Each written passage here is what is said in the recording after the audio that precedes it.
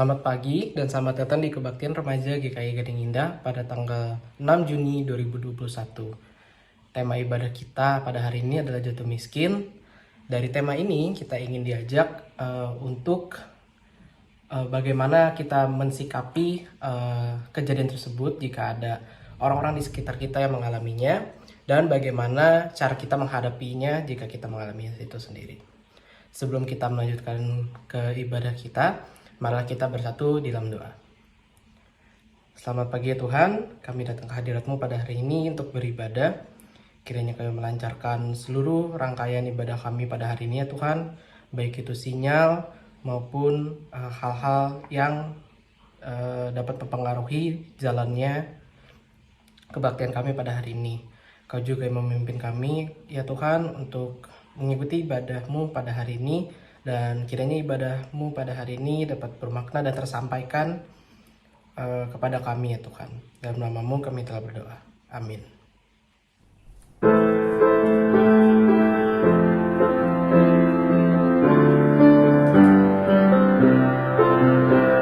Suci, suci, suci, Tuhan Maha Kuasa, Engkau kami puji di pagi yang teduh. Suci, suci, suci, Murah dan perkasa, Allah Tritunggal, agung namanya. Suci, suci, suci, Kau kudus tersyukur, di depan tahta-Mu menghina kotanya.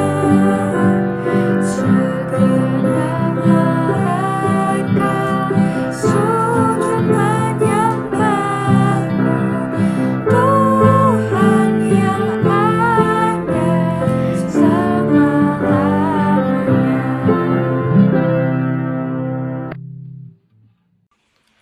Sekarang kita akan memasuki doa pengakuan dosa. Teman-teman diajak untuk berdoa secara pribadi, mengakui dosa teman-teman yang telah teman-teman sengaja maupun tidak sengaja melakukan. Dan nanti akan saya tutup dengan doa. Mari kita berdoa.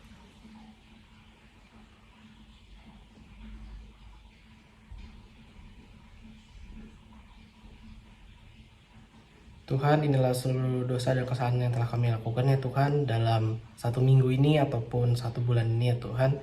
Kiranya Kau mengampuni segala dosa-dosa kami, dan kiranya kami tidak terjerumus lagi ya Tuhan ke dalam dosa yang telah kami akui ini ya Tuhan. Amin.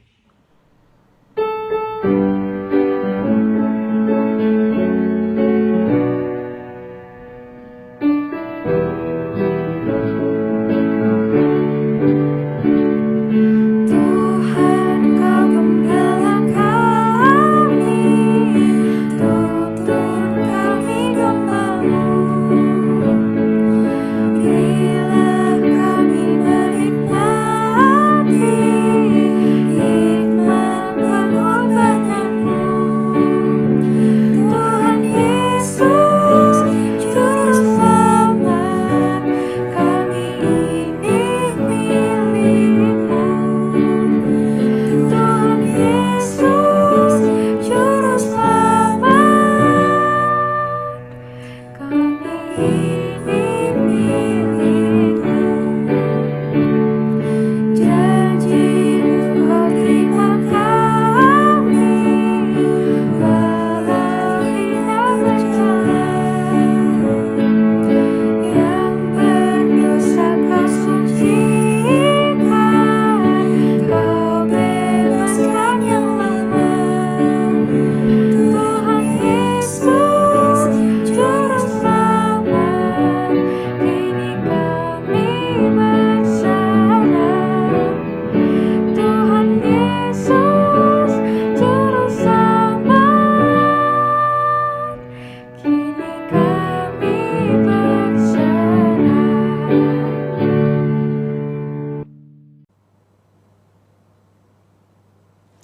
Selamat hari Minggu, remaja-remaja yang dikasihi Tuhan.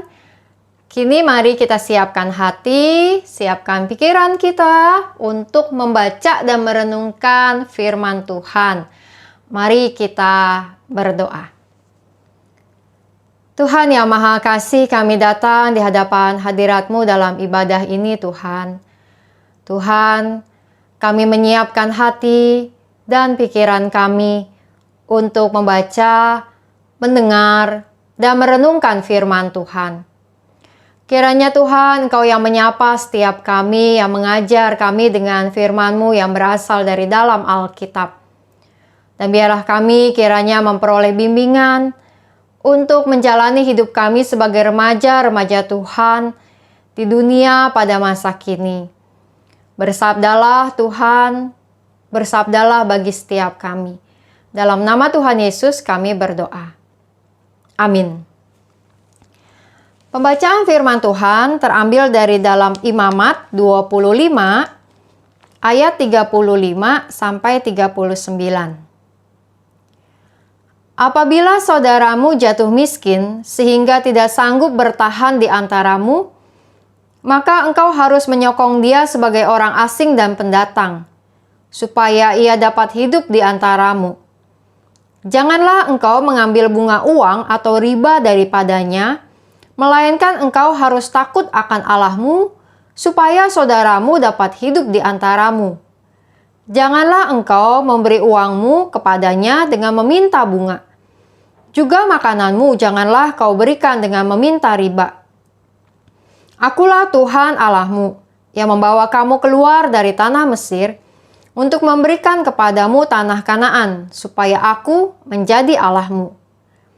Apabila saudaramu jatuh miskin di antaramu, sehingga menyerahkan dirinya kepadamu, maka janganlah memperbudak dia. Demikianlah bacaan firman Tuhan yang akan kita renungkan di dalam ibadah kita di hari ini. Orang miskin akan selalu ada. Itu perkataan Tuhan Yesus di dalam Injil. Khususnya di dalam Markus 14 ayat 7, Alkitab mencatat. Tuhan Yesus berkata, "Karena orang-orang miskin selalu ada padamu dan kamu dapat menolong mereka bila mana kamu menghendakinya. Tetapi aku tidak akan selalu bersama-sama kamu." Perkataan ini diucapkan oleh Tuhan Yesus pada saat Tuhan Yesus sedang makan bersama para murid. Lalu datanglah seorang perempuan yang hendak mengurapi Tuhan Yesus dengan minyak narwastu yang sangat mahal. Lalu ada orang-orang yang berpikir, "Oh sayang ya, minyaknya mahal," lalu dipakai untuk meminyaki Tuhan Yesus pada saat itu. Dan tercetuslah perkataan dari Tuhan Yesus bahwa orang miskin selalu akan ada padamu. Apakah perkataan Tuhan Yesus ini sebuah nubuatan? Lebih tepatnya, perkataan Tuhan Yesus adalah sebuah realita yang hendak diangkat. Bahwa kemiskinan akan selalu menjadi bagian kehidupan manusia selagi dunia ini ada. Nah, teman-teman yang dikasihi Tuhan, ada seorang teolog dari Sri Lanka yang bernama Aloysius Pieris. Dia mengatakan sebuah teori bahwa jika berbicara tentang kehidupan agama di Asia, maka ada dua hal yang menjadi konteks atau situasi di Asia yang sangat kental dan harus diperhitungkan. Apa itu? Yang pertama adalah kereligiusitasan atau keberagaman agama. Di Asia ada begitu banyak agama bukan yang lahir dan berkembang. Lalu hal yang kedua menurut Aloysius yang tidak bisa kita pungkiri adalah kemiskinan. Asia adalah negara yang termasuk banyak penduduk miskin di dalamnya. Nah, oleh karena itu Aloysius Pieris mengatakan bahwa jika kita berpikir tentang umat beragama, maka umat beragama harus mengembangkan sikap yang tepat terhadap mereka yang berbeda agama dan juga terhadap kemiskinan yang ada di sekitar kita. Nah, teman-teman remaja yang dikasihi Tuhan, Indonesia memiliki begitu banyak penduduk miskin yang ada pada saat ini. Dan dalam setahun terakhir ini diperparah dengan kondisi pandemi COVID-19. sebuah data dari Badan Pusat Statistik yang dirilis pada Februari 2021 beberapa bulan yang lalu menunjukkan persentase kemiskinan di Indonesia naik angkanya dibandingkan tahun lalu, yaitu di September 2019. Kita bisa lihat angkanya teman-teman naik ya. Dan dikatakan di sini bahwa pada September 2020 ada sekitar 10% atau itu berarti 27,5 juta orang miskin di Indonesia dari total jumlah penduduk Indonesia 270 orang. Bayangkan teman-teman, 10% orang miskin, yaitu berarti ada 1 orang miskin di antara 10 orang yang ada di Indonesia ini.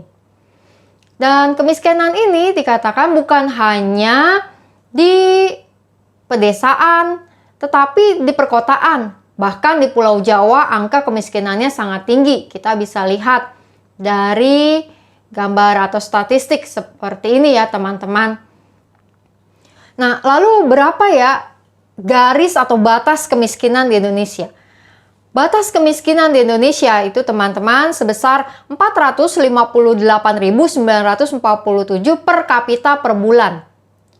Itu artinya adalah ketika seseorang dalam sebulannya dia memperoleh uang lebih kecil dari angka ini, maka dia tergolong miskin. Coba kalau angkanya diperbesar lagi, biaya hidup sebulan misalnya 1 juta, lebih banyak lagi jumlah orang miskin di Indonesia, bukan? Nah, teman-teman, kalau kita melihat angka ini, maka mungkin kita bisa melihat ada begitu banyak orang-orang yang mengalami kesusahan. Dan angka ini mungkin jauh dibandingkan dengan uang jajan kita atau dengan uang yang kita habiskan dalam sebulan buat kita atau buat keluarga kita. Mungkin segini 450.000 sebulan, ya ampun, mungkin kita pikir uang sekolah kita aja udah berapa, uang jajan kita aja udah berapa. Teman-teman, kalau teman-teman punya uang dalam sebulan lebih dari 450.000 kalian bisa habisin, maka teman-teman berada di atas garis kemiskinan. Coba bayangkan teman-teman, 450.000 sebulan orang di Indonesia saat ini bisa dapat apa coba? Kalau kita di Jakarta, aduh susah banget untuk cuma punya uang sebesar itu. Nah, angka statistik tadi mengatakan bahwa dengan peristiwa pandemi COVID-19, maka angka kemiskinan Indonesia menjadi naik. Kita mungkin bisa mengatakan, oh iya kok ada orang-orang yang sebenarnya di masa COVID ini memperoleh banyak keuntungan, bisnisnya jadi lancar karena COVID gitu ya, misalnya bisnis di dunia obat-obatan, atau ya medis, atau juga mungkin distribusi makanan atau barang, kan jadi meningkat banget ya mata pencarian di situ. Tapi jangan lupa teman-teman, ada banyak orang yang pekerjaannya terdampak oleh karena COVID-19. Mereka yang nggak bisa mencari pekerjaan dengan baik, buruh-buruh pabrik yang harus di PHK karena pabriknya tutup, atau juga restoran-restoran yang harus tutup karena tidak banyak konsumen yang datang untuk makan. Ada banyak pekerjaan, ada banyak mata pencarian yang menjadi sulit di masa pandemi ini. Dan angka kemiskinan itu menjadi semakin besar di Indonesia. Nah, teman-teman, mungkin hal itu juga berdampak bagi keluarga kita atau teman kita atau sahabat kita. Ketika orang tua yang kita miliki juga pekerjaannya menjadi sulit karena pandemi COVID-19 ini. Atau juga mungkin kita bisa melihat teman tetangga kita atau juga orang-orang yang kita kenal gitu ya, yang mengalami kesulitan. Atau bahkan orang-orang yang tidak kita kenal. Ya, lalu kemudian kita tahu bahwa hidup mereka menjadi susah karena COVID-19 ini. Nah, teman-teman, itu adalah sebuah kenyataan yang tidak bisa kita hindari. Bahwa kemiskinan menjadi bagian dari kehidupan kita dan semakin diperparah dengan kondisi pandemi COVID-19. Lalu bagaimana sikap kita terhadap hal itu? Teman-teman, ada sebuah ayat dari dalam Yakobus pasalnya yang kedua yang mengatakan begini. Saudara-saudaraku, sebagai orang beriman kepada Yesus Kristus Tuhan kita yang mulia, janganlah iman itu kamu amalkan dengan memandang muka. Kenapa di dalam surat Yakobus ada ayat ini? Karena pada waktu itu rupanya ada orang-orang yang membedakan perlakuan terhadap orang yang miskin dengan orang yang kaya. Wah, kalau ada orang yang kaya yang datang yang pakaiannya keren, pakai cincin emas, wah langsung disambutnya dengan luar biasa, diberikan tempat kehormatan. Begitu ada orang miskin yang datang, lalu kemudian disuruh jauh-jauh gitu ya, disingkirkan dari ibadah. Nah, Yakobus kemudian mengingatkan bahwa jangan memandang muka. Bahkan kemudian di dalam ayatnya yang kelima, di dalam Yakobus 2 dikatakan, bukankah Allah memilih orang-orang yang dianggap miskin oleh dunia ini untuk menjadi kaya dalam iman dan menjadi ahli waris kerajaan yang telah dijanjikannya kepada barang siapa yang mengasihi Dia. Nah, teman-teman, oleh karena itu maka kita harus memiliki sikap yang tepat di dalam memperlakukan orang-orang miskin. Janganlah kita merendahkan, janganlah kita menghina orang-orang miskin, karena kita nggak pernah tahu teman-teman, kapan kemiskinan itu juga mungkin, amit-amit ya, bisa datang dan terjadi dalam kehidupan keluarga atau teman dan sahabat yang dekat dengan kita. Nah, lalu bagaimana sikap yang tepat terhadap orang-orang yang miskin? Nah, teman-teman di dalam Imamat pasal 25 tadi, kalau teman-teman baca, maka di dalam perikop yang berjudul perlakuan terhadap orang miskin ada banyak hal yang digambarkan ya teman-teman, bagaimana cara yang tepat memperlakukan orang-orang miskin. Pada saat itu teman-teman, kondisi kehidupan umat Israel sebagai satu bangsa tentu berjalan juga dengan kejomplangan. Ada orang-orang yang menjadi kaya dan ada orang-orang yang menjadi miskin. Nah, di dalam ayat 35 tadi dikatakan bahwa kalau ada saudaramu yang jatuh miskin sehingga tidak bisa bertahan di antaramu, maksudnya dia jatuh miskin, gak punya pekerjaan, dan mungkin harta miliknya kemudian harus dia jual-jual gitu ya, karena mungkin dia gagal panen, atau mungkin usahanya juga tidak sukses dan sebagainya, sehingga kemudian dia susah hidup, maka ayat 35 mengatakan, engkau harus menyokong dia. Menyokong, apa artinya? Artinya harus membantu, artinya harus mendukung, artinya harus menolong. Dan dikatakan bahwa engkau harus menyokong dia sebagai orang asing dan pendatang supaya ia dapat hidup di antaramu. Nah, orang asing dan pendatang pada zaman Alkitab itu teman-teman diperlakukan bagaikan malaikat yang datang. Ingat teman-teman cerita tentang Abraham yang menjamu orang-orang yang datang kepadanya di tendanya, lalu kemudian ternyata orang-orang itu adalah malaikat. Nah, hal itu menjadi satu buah pemikiran bagi orang-orang Israel bahwa kalau ada orang asing datang bertamu, maka kita harus perlakukan mereka dengan sebaik-baiknya karena bisa jadi bahwa mereka adalah malaikat-malaikat yang dikirim Tuhan. Maka ketika di dalam Imamat tadi dikatakan bahwa kalau ada orang yang jatuh miskin di antara saudaramu, engkau harus menyokong dia dan menerima dia sebagai orang asing dan pendatang. Artinya harus dijamu, seperti kita menjamu malaikat yang datang, seperti kita menghormati malaikat yang hadir. Ayat 36 dikatakan, janganlah engkau mengambil bunga uang atau riba daripadanya.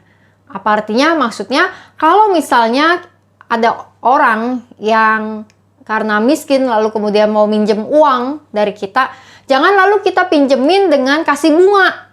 Oke, gua pinjemin dah 1 juta, tapi lu balikin ya ditambah bunganya 10%. Nah, Alkitab mengatakan jangan mengambil bunga, jangan mengambil riba dari orang-orang miskin. Kenapa? Ya mereka udah miskin, mereka minjem karena mereka butuh uang itu, dan kalau kita kasih bunga, maka itu justru akan memberatkan bagi mereka. Karena itu maksudnya adalah bagaimana kita bisa memberi bantuan tanpa pamrih. Ketika ada orang-orang yang membutuhkan bantuan, ayo kita menolong mereka. Dan menolong mereka bukan sekedar menolong untuk mendapatkan kemudian sesuatu buat diri kita yang lebih menguntungkan kita, tapi bagaimana kita menolong seorang tanpa pamrih. Nah, lalu di dalam ayat 39 teman-teman Alkitab mengatakan, apabila saudaramu jatuh miskin di antaramu sehingga menyerahkan dirinya kepadamu, maka janganlah memperbudak dia. Maksudnya janganlah memanfaatkan. Nah ini nih teman-teman yang kadang-kadang dengan otomatis ya bisa kita lakukan. Misalnya nih adik kita minta bantuan sama kita gitu ya. Kakak pinjem kaosnya dong. Aku mau jalan-jalan sama temen, kaosku udah habis gitu ya. Lalu kita katakan, oke, boleh. Kakak pinjemin kaos. Tapi nanti pulang bawain bubble tea, bawain martabak, bawain corn dog, bawain pokoknya kita minta semuanya gitu ya. Supaya kita sendiri dapat keuntungan gitu ya. Lalu adik kita yang dengan terpaksa melakukan hal itu gitu. Nah, itu teman-teman artinya bahwa kita memanfaatkan orang yang minta pertolongan dari kita. Ingat, firman Tuhan memberikan kita peringatan. Kalau kita menolong orang lain, mari kita menolong tanpa pamrih. Ada banyak orang miskin yang ada di sekitar kita, teman-teman. Dan Alkitab mengajak kita, ayo kita tolong mereka, ayo kita perhatikan mereka, ayo kita bantu mereka. Dengan catatan, tanpa pamrih. Tanpa kita kemudian membuat hidup mereka yang udah miskin, jadi tambah miskin. Ketika mereka justru kita bantu atau kita tolong, mereka malah kita susahin. Atau kita bahkan memanfaatkan mereka dalam kemiskinan mereka. Nah, satu buah ayat, teman-teman, dari dalam Amsal 22, ayatnya yang ke-9, mari kita baca bersama-sama ayat ini mengatakan, orang yang baik hati akan diberkati, karena ia membagi rezekinya dengan si miskin. Orang yang baik hati, teman-teman, akan diberkati, kata firman Tuhan. Karena orang yang baik hati ini bersedia untuk membagi rezekinya dengan orang-orang miskin. Nah, karena itu teman-teman, ketika kita, mungkin ada teman, sahabat, atau keluarga kita yang sedang kesusahan, mereka butuh uang, atau butuh bantuan, atau sembako gitu ya. Mari kita belajar untuk menyalurkan apa yang kita miliki kepada mereka, untuk membantu mereka. Mungkin kita berpikir, loh saya kan masih remaja, saya belum punya penghasilan, dari mana bisa bantuin orang begitu ya. Teman-teman, kita bisa belajar melatih diri kita untuk membantu orang dengan menyisihkan uang jajan yang kita miliki, misalnya hal itu. Atau ketika kita punya banyak makanan, kita mau membagi makanan itu kepada orang lain. Kita memang belum punya penghasilan, tapi melatih diri untuk berbagi dan peduli dengan orang-orang yang membutuhkan, tidak menunggu sampai kita punya penghasilan. Tapi justru dimulai dari sedini mungkin, dari masa remaja kita, atau bahkan dari masa anak-anak. Sehingga kita punya hati yang terbiasa dan terlatih untuk menolong orang-orang lain yang ada di sekitar kita. Menolong orang lain itu, jika sudah dilakukan dengan terlatih, maka tidak akan terasa berat, teman-teman. Karena kita akan bisa bersyukur tentang semua hal yang Tuhan sudah beri kepada kita. Dan karenanya kita dengan mudahnya, dengan ringan tangan, dengan ringan hati, kemudian menolong orang lain. Tapi, kalau menolong orang lain, memberi kepada orang lain itu tidak dilatih dalam hidup kita, maka pasti kita akan memperoleh kesulitan. Bahkan ketika uang kita sudah banyak, kita pasti jadi orang-orang yang pelit. Karena kita nggak terbiasa untuk menolong orang lain. Karenanya, ayo, masa remaja adalah masa yang tepat buat kita melatih diri kita untuk peduli pada orang-orang miskin yang ada di sekitar kita. Dan tidak perlu menunggu kaya untuk menolong orang miskin, karena selalu ada orang-orang yang kehidupannya, standar hidupnya di bawah kita. Ketika kita bersedia memperhatikan mereka, firman Tuhan mengatakan orang-orang yang baik hati akan diberkati. Tapi tentu bukan itu yang menjadi tujuan kita. Kita nolong orang miskin supaya Tuhan ngasih kita berkat lebih banyak lagi.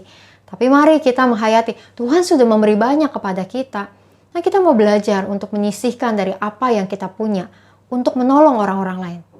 Mulai dengan sisihkan uang jajan kita. Mulai dengan berbagi dengan keluarga kita yang kesusahan.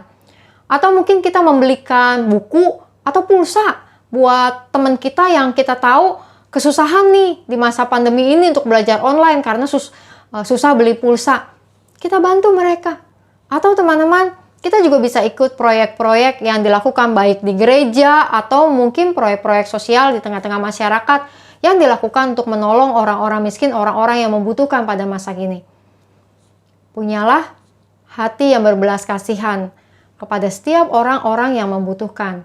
Karena kita tahu bahwa dalam hidup kita sebagai manusia, disitulah kemanusiaan kita menjadi teruji. Apakah kita bersedia mengulurkan tangan dan membantu orang-orang yang ada di sekitar kita. Nah, firman Tuhan mengingatkan kita di hari ini, ayo kita peduli kepada saudara kita yang jatuh miskin, saudara kita yang mengalami kesusahan, saudara kita yang mengalami kekurangan. Karena ketika kita bersyukur kepada Tuhan, selalu ada hal dalam diri kita yang bisa kita bagi untuk orang-orang yang membutuhkan. Tuhan memberkati kita. Amin.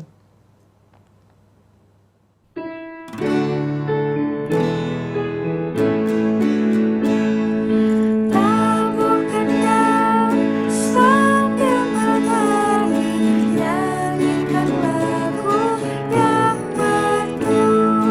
Bunyikanlah gambus kecapi, mari memuji Allahmu.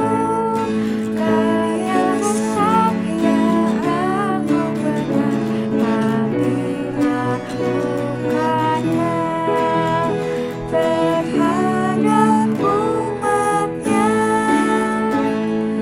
Israel atas berkatnya, riang gembira bermazmur. Ikut serta kita percaya dan kepadanya bersyukur.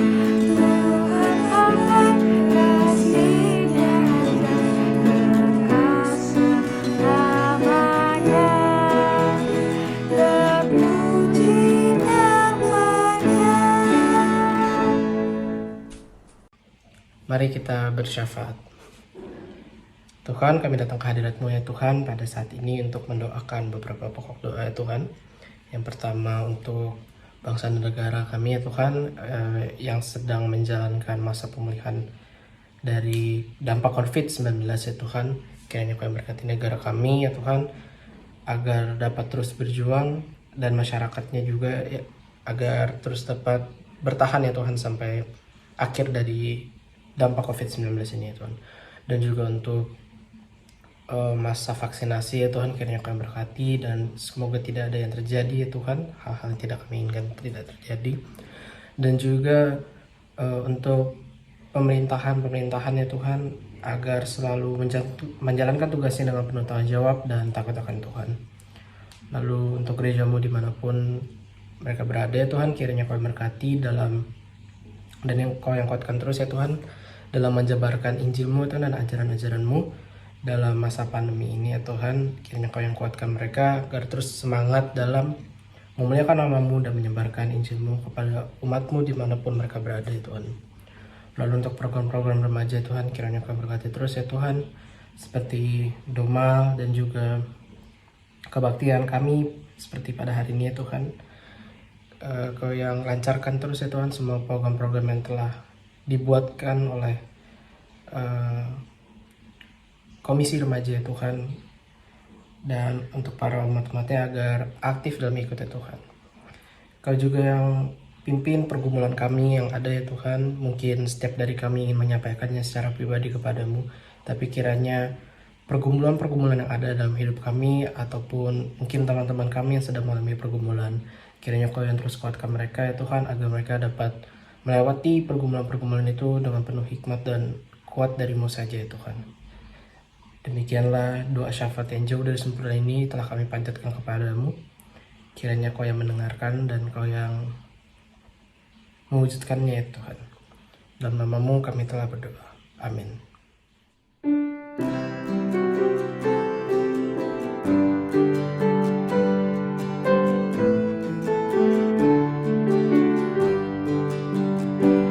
Di dunia yang penuh cemar antara sesamamu, hiduplah saleh dan benar nyata.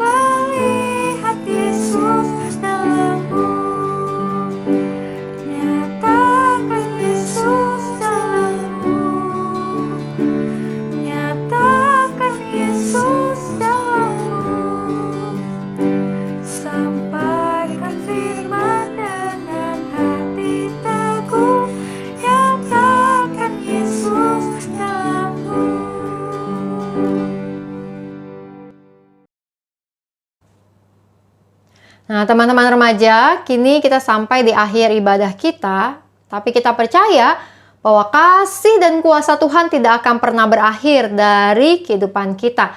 Tuhan akan terus mengasihi kita, Tuhan akan terus melindungi kita, dan sebagai remaja-remaja, orang-orang yang dikasihi Tuhan, maka ayo kita tunjukkan kasih kita kepada sesama kita, kepada orang-orang yang kekurangan, karena ada banyak orang yang membutuhkan uluran tangan di dalam kehidupan kita pada masa kini. Bermurah hatilah kepada sebanyak mungkin orang dalam kehidupan kita. Jangan pelit ya. Mari kita sama-sama menerima berkat Tuhan.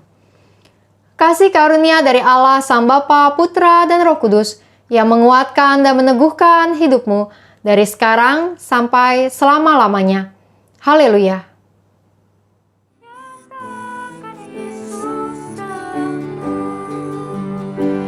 Nyatakan Yesus dalammu.